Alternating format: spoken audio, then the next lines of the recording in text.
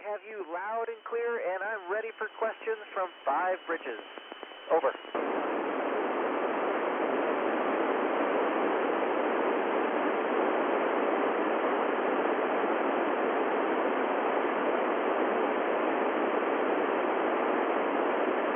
Hello, Sam. Well, when I was your age, I followed the space shuttle program pretty closely and was really excited about it. And then I found myself really drawn to science and math, and also, later in my life, aviation. And all of those things kind of combined together, as well as my passion for learning new things. So it seemed like a great fit, but I'll tell you what, being an astronaut is a little bit like playing the lottery. You can't win if you don't buy a ticket, but you really can't count on it. Over.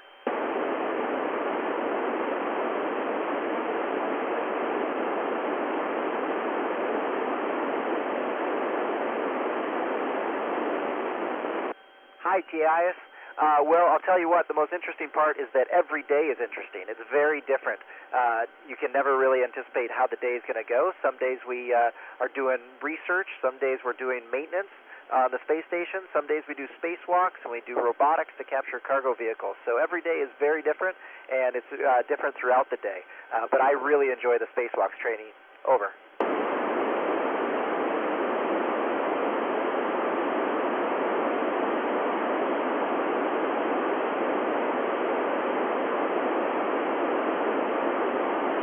Hey, Hayden. Well, we launched out of the east coast of Florida at the beginning of October, and to get to weightlessness, we had to go through some accelerations, and so we found ourselves experiencing anywhere between 3 and 4.5 Gs.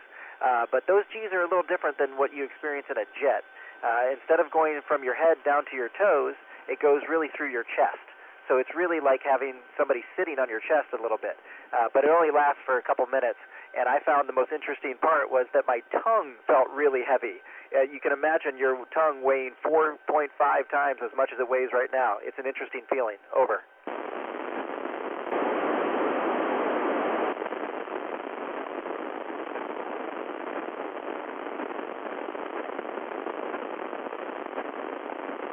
Hi, Blake. We usually work the same schedule. We live on Greenwich Mean Time, which is what time it is in London right now. But sometimes when we have important activities to do, like spacewalks or robotics, sometimes we'll shift and work different schedules from each other. But we do try to stay on the same schedule as much as we can. Over.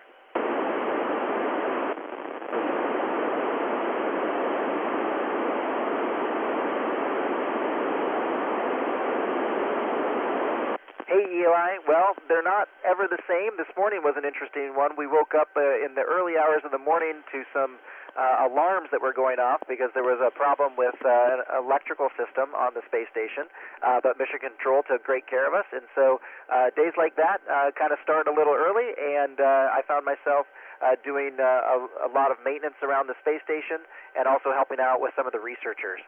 Last week we did a spacewalk, and next week we'll do a spacewalk, so every day is very, very different. Over.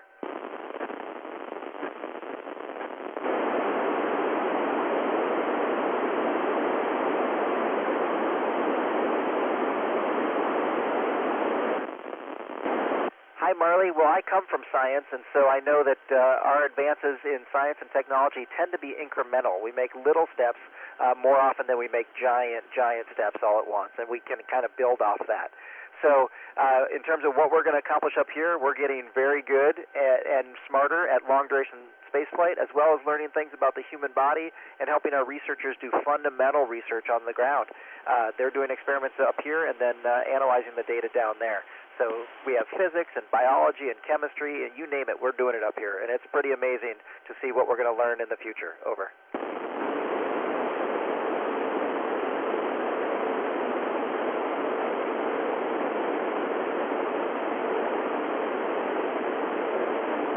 Hey, Luke. Well, I can tell you how robotics are going to help this astronaut in the very near future.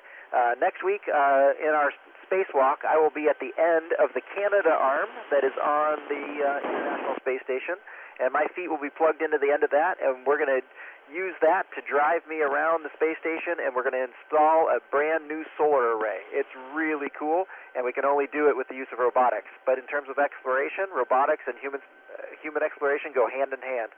we really don't want to go there until we've explored with a robot to make sure that we use our time efficiently. Over.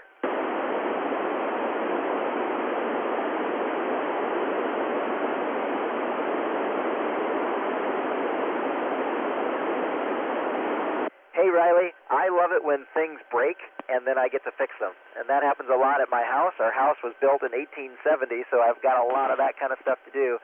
And of course I get a lot of that up here because we've got a lot to do to maintain this very complex spacecraft. So I get to do that. My other hobbies are aviation. I like to fly little airplanes. I'm not doing much of that up here. And when I get back, my two boys are going to show me how to sail. They are very good sailors and I don't know how to do it. Over.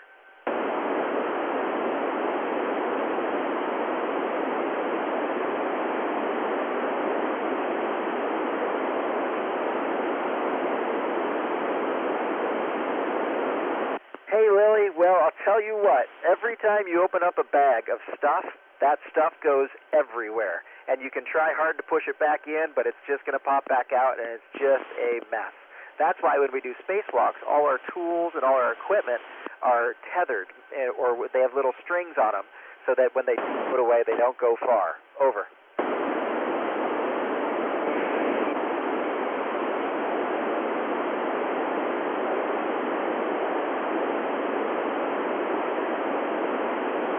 Hey, ARISS, I think maybe one misconception is that we're different.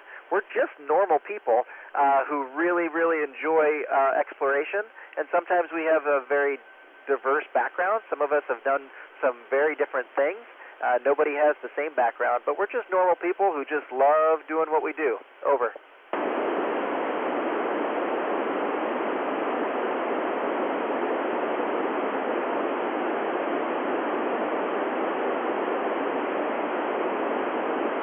Hi, Rie.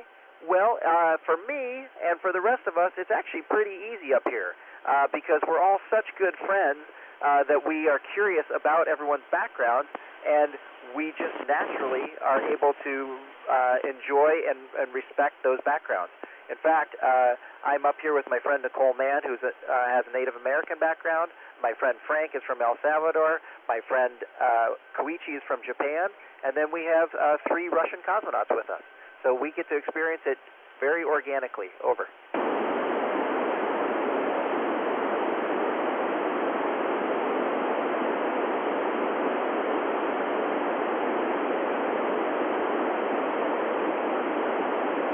Hi, Naomi. Well, NASA's going to probably be focusing on deep space exploration at that point, so it will likely be a commercial enterprise that works as a laboratory here in low Earth orbit and continues to do this amazing science. Over.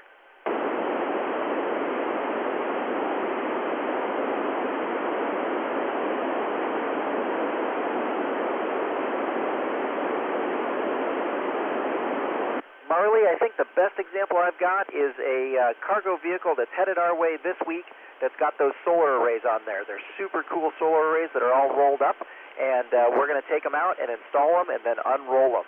And that's a really important part of what we're doing up here. Over.